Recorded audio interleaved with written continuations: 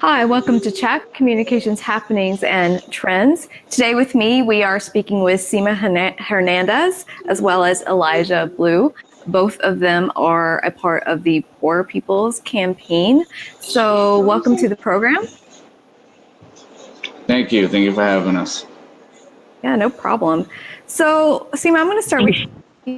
Yeah, no, thank you so much. So Sema, I'm going to start with you. Could you please, for our viewers, describe what the Poor People's Campaign is? So the revival of the 1968 campaign that Reverend Dr. Martin Luther King began, and unfortunately he could not fulfill, assassinated, launched it. And it's to end systemic racism, the war economy, and poverty, essentially, by following his teachings and his campaign, uniting the poor, which is really important because he realized that at the core of all the problems in society, poverty was one that united everyone on every spectrum, regardless of what color you are, where you come from, or what language you speak, or what religion you believe in. Poverty is what sets the conditions for the moral decay of our society. So, Elijah, what got you involved with the Poor People's Campaign? Well, I was an organizer up here in Chicago. I've been organizing for the last 2 years, and I had some folks reach out to me. They knew I was directly impacted, and they asked me if I wanted to be involved with the Poor People's Campaign, and issues on poverty is one of the biggest things that I fight for. So I was all in. I was honored that they asked me to be a part of this. What do you mean by directly impacted? I struggle with poverty myself. Right now, I'm currently the apartment I'm living in is trying to evict me. I'm living paycheck to paycheck. Many of my family and friends are dealing with the same things, and the communities that I live in and grew up in are directly dealing with poverty, drug use, mass incarceration, violence, all of those things that are directly connected to poverty. So Sema, same question. What got you involved in the Poor People's Campaign? Well, for me, it has been my 32 years of life, of terrible life experiences. But after my campaign ended for United States Senate, I still wanted to remain active and vocal about the issues because no one was talking about the issues. So the Poor People's Campaign, I had seen them. They were on my radar for months, if not for a full year, because they were the ones that were focused on the issues and policies that would change the dynamics of how politics is played in everyday life. So once my campaign ended, I transitioned into the Poor People's Campaign organizing in Houston. And then within a few weeks, I became the Texas co-chair here in Texas. So that was a pretty amazing journey to take on, specifically because I still am an impacted person. Some people have the idea that I am a millionaire or that I lived a privileged lifestyle. But as I said before, I live very close to oil refineries. So we are impacted every single day by the toxic chemicals. The way that our education system isn't funded because they're too busy profiteering from the school to prison pipeline, just different things that are impacting our communities. We are living it every single day because of where we live at. So I came in as an impacted person because, like I said, 32 years of terrible life experiences, you tend to carry that with you. And because you've lived in that situation for such a long time in poverty, you, as a person who's impacted, understand the problems, and you can talk with other people about the solutions that would come about because you are an impacted person. You're not talking about something you read in a book or something that you saw in the movie. It's something that you live every day. So the Poor People's Campaign is something that is near and dear to my heart because it talks about the issues. So speaking of some of the issues that you talking about, something that you see a lot of the time people talk about that are, I guess, kind of against helping the poor is that they brought it upon themselves, and so they deserve being in that position. Elijah, you just mentioned about kind of these things that the poor specifically are impacted by, poverty, not only poverty, but, crime. Sema, you mentioned the school to prison pipeline. And so there's this idea that there's this criminality aspect. However, if you go and dig into the research about kind of malnutrition and a lot of those things, it does impact brain development, and it impacts your frontal lobes and critical thinking and, that higher order thinking that can lead to more aggressive or at least impulsive behavior. There's also been a lot of studies that have shown that the poor are more impacted by lead poisoning.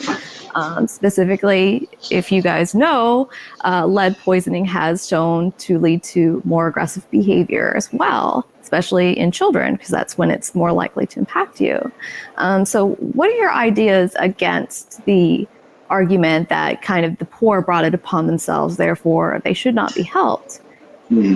Well, I mean, whoever is saying that's total BS, no one is, wants to be poor. Most, and to think, like whatever the narratives that those type of people are putting out there, like poor people are just sitting at home and like doing drugs and stuff like that. That's totally false. Like everyone, who is poor is out there working, who is able to work, and another thing, like poverty just didn't happen. This is created by a system to keep people down and to keep people poor. Like I have a family and friends who are incarcerated. I myself, when I was younger, dealt with the juvenile system and ran with the gang. But any crime that those people have committed is not because they're out there wanting to commit those crimes or anything like that. It's finding a way to eat, find a way to provide for the next day. Do you agree with him, Sema? Well, I definitely agree that we do not choose to be poor. The fact that we are producing more in the economy than we're actually getting from it is a ridiculous notion, because we are overworked and underpaid.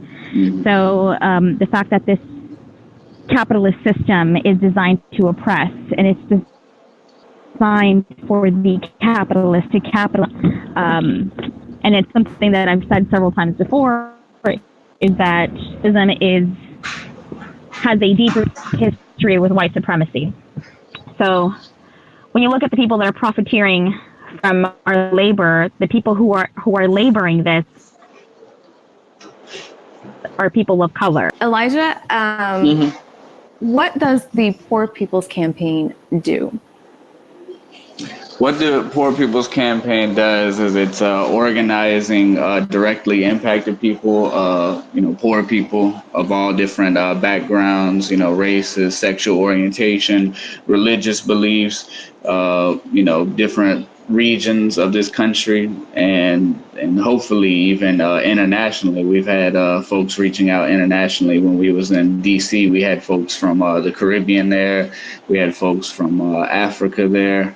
So we're trying to make this thing an international thing for all poor people to rise up to demand the end to the military, industrial complex, the end to voter suppression, the end. We're calling for standards that every other nation has, like a living wage, not just a higher wage, but a living wage that people can live with dignity. We're calling for free college, investing in our people so that they have some sort of chance. Not saying that college gets people out of poverty, because there was many people who I spoke to who have college degrees that are still struggling with poverty. And we're also calling for universal health care. We live in the richest nation in this world, and that is one thing that bankrupts people is medical bills, or the fact that people are sick because they're even scared to even go get checked out. because they know the financial burden that could come along with that. So that is what we're calling for. We're also right now working on registering folks to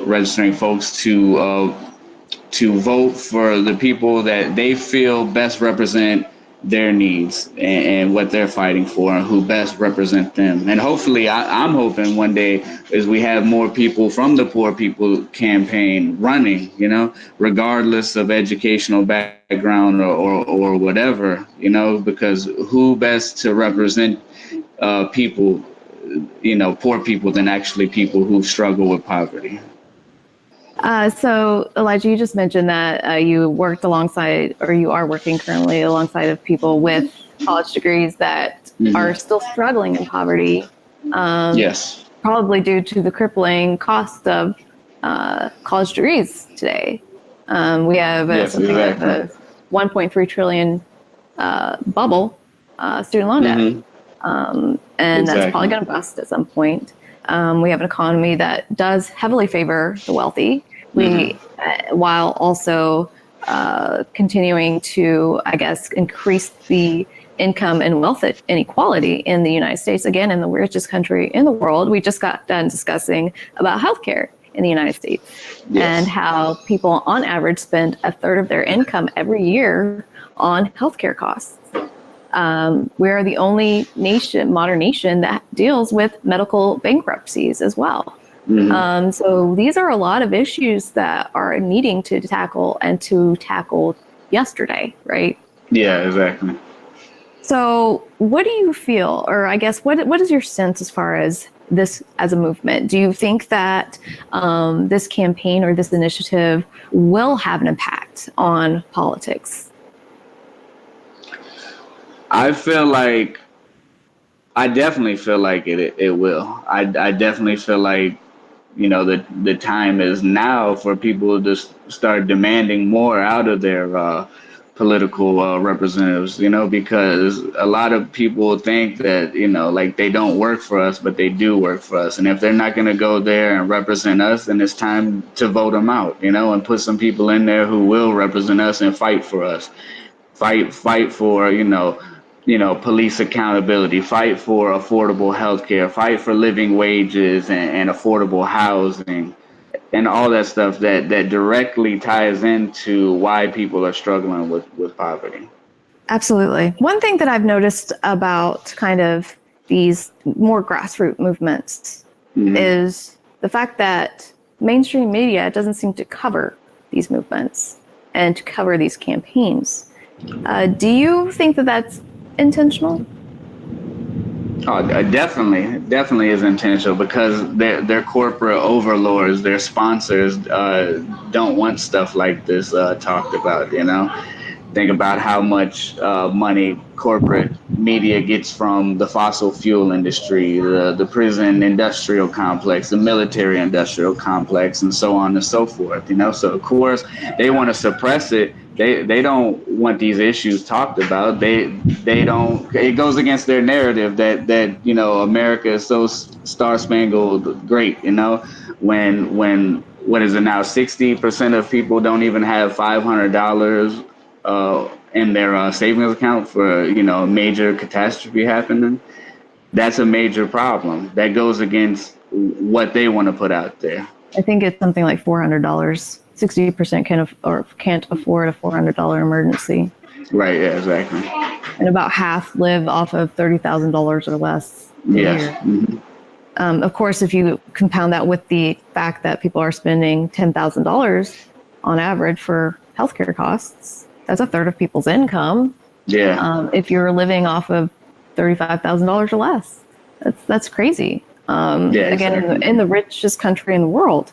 And so the fact that it seems like because you're not getting the type of coverage that you should, that this movement has a lot of I guess, obstacles to undertake. How are you overcoming those obstacles? Sema, if you're back, I'll start with you on that question. How are you overcoming pretty much a lot of these odds against you as far as a movement when you're not getting the type of coverage that the media, I guess, gives to, I guess, more prominent corporate organizations? Well, when we are organizing and we're getting the word of mouth out there, we're definitely using everything that we can, social media, Facebook, Twitter, Instagram, hashtags, as much as we can. We have set up press conferences, and the media fails to attend unless it's something that is sensationalized or spectacular that's going on. When we set up a protest at the Railroad Commissioner's office in Austin, we got no media attention at all. The media did show up because we occupied the offices in Austin. And the Railroad Commissioner's office, what they do is they issue the permits for the gas and oil companies out here in Texas to go in and frack up the state of Texas. So whenever I was detained, I was arrested at that location. There were 7 of us that were arrested, but it was inconvenient for the news agencies that were out here to record it and to publicize it, because then everyone would find out the dirty little secret of what's really going on in Texas, that it's not the Railroad Commissioner's office, it's an oil and gas commissioner's building. So it's unfortunate that we don't get enough coverage for what's really going on, because it goes against the corporate donors, the corporate dollars who manipulate and buy the ads from these news agencies. So we need to definitely change the narrative in the media and find a way to break through all the propaganda that they are pushing through down our throats. Absolutely. Do you think that it's more of a kind of propaganda, or just kind of a well, if we don't report it, it's not there? Well, I think that's the idea. If they don't report it, it doesn't exist. So they make it seem as if there isn't a movement happening in Texas. How I guess we don't have kind of the perspective from the other person that was going to participate. I think she's in a different location from you guys. Is that correct? Is that correct? Because I wanted to get an overall sense or an overall picture of how this movement is, or how big it is, and so I guess just in your own specific localities. Sema, I'll start with you. How large is this movement? It's really large. It's occupying about 40 different states across the United States, and it's cross-border. So we have people in Mexico standing in solidarity of this movement. Elijah is in Chicago, the 3rd biggest city of the United States. I'm in Houston, the 4th largest city of the United States. And Margarita from New Mexico, PPC, she is in the rural area, but there's a lot of focus on major cities, but there's issues in rural America where they produce about 60% of our produce that goes into our food system, but they're not recognized. They are not being paid the fair wages. They are not able to unionize. And those are some of the things that she wanted to address. Because I don't live in rural America, even though a lot of my family did work in the fields and was not getting paid or recognized for their work or their labor, that they work so much and they pay tax, but they can't even benefit from it. So those are issues that she was going to touch on when it comes to the undocumented workers that come into this country, and they're here to make a better living, but they get persecuted in so many ways, and then they're being run out of the country by this administration and the previous one as well. Elijah, I think she touched upon kind of how big, or that you live in a very big city, obviously. Right. How large is this movement where you're at? Well, one thing I can say, like, I do have some experience in rural America. You know, I didn't move to Chicago till the age of 7. I actually lived in Northeast Missouri.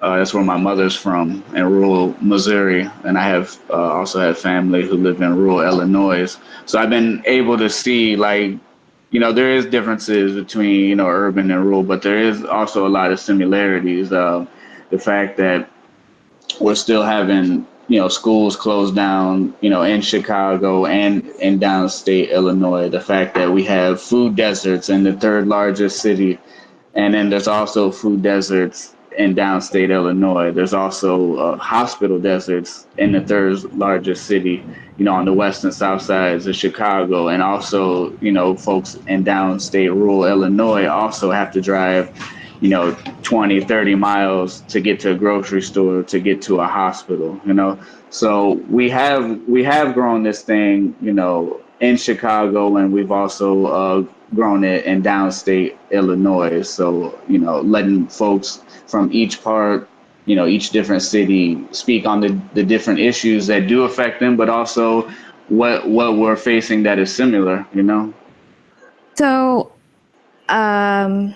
you guys spoke about this being more not only a nationwide movement, but an international movement. What would you say to people that come along and say, well, if you live in the United States and you make about $35,000 or more every year, you're in the top 1% in the world. So what do you have to complain about? Well, being that we are we're living in the wealthiest nation in the world, but yet we have over 140 million people that are starving and struggling just to make ends meet, that they are the literally working poor of this country, and we carry this country on our backs. And we don't have the same rights as other nations do. We don't have living wages. We don't have the right to unionize. There's people in other nations that can take a week off and go and protest and go, protest this president or express their First Amendment rights in any way, shape, or form and take a week off and not get fired. But in places such as Texas, where it's a right to work state, if we don't show up one day, they can fire us for no reason at all whatsoever. So we may be wealthy, our GDP may be extremely high, but that doesn't translate to actual wealth for the 99% that is carrying this country on their back. It doesn't translate to sustainability or an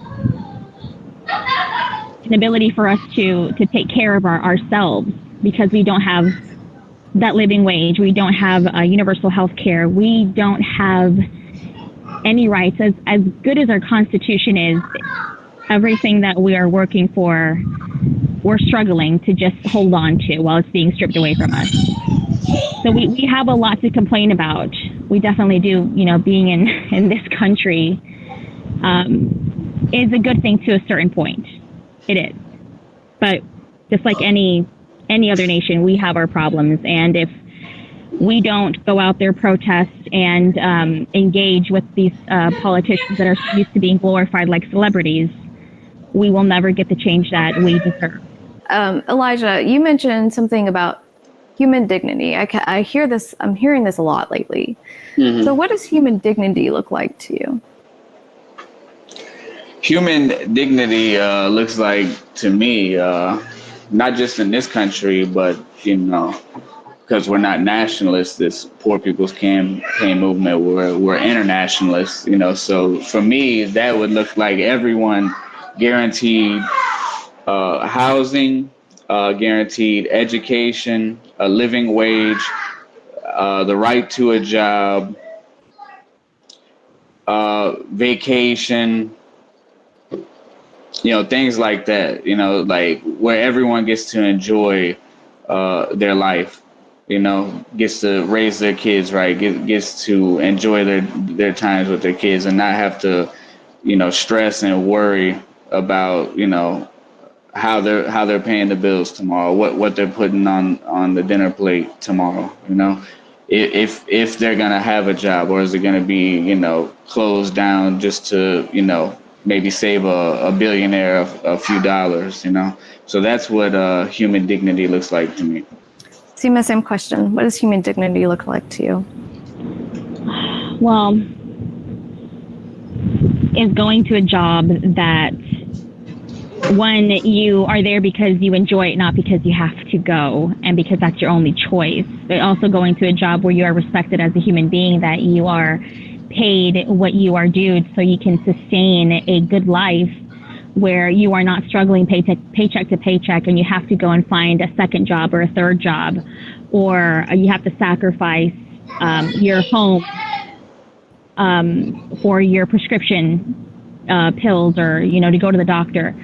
Having the ability to live without any restrictions that hold you back as a person, to create something that is useful to society instead of continuing the oppressive capitalist system, which is designed to keep you down and oppress you and exploit you as much as possible, where you are disposable. We need to definitely look at human beings as worth more than our bottom line. And that is something that I don't see happening right now in this current system that we have, that a lot of our politicians are capitalists. They are proud capitalists to the bone. And that's pretty disgusting, because when I think of a capitalist system, I think exactly that: exploiters, oppressors, colonizers. They see you as someone who will come and get the job done, but it doesn't matter if you die, because there's about 7 billion people in the world. You're replaceable, you're expendable. And having human dignity is taking care of one another and making sure that we have a sustainable life and one that is worth living. So do you think that the conversation actually needs to go more to the problems of capitalism and what can be done about it? Most certainly. When we talk about democratic socialism or communism or capitalism, socialism alone is probably on paper ideal. Communism on paper is ideal, and capitalism on paper is ideal, but when it's in practice, it's oppressive. I think there is a good balance of, there could be a good balance, but from what I'm told from another friend of mine who is a DSA member, he says we can't have full-blown socialism under capitalism. That can't ever happen. So when we are talking about these issues, these are not capitalist issues or socialist issues or communist issues. These are human rights issues. And that's the perspective that I take it in. That's how I live my life. Is I'm a human being. I have the right to live, and I have a right to have a decent wage. And under the capitalist system, which is designed to exploit, and it's designed to oppress, and let's just face it, it's the war economy that's driving it. It doesn't allow for human beings to live in peace and harmony, because it's driven by exploitation.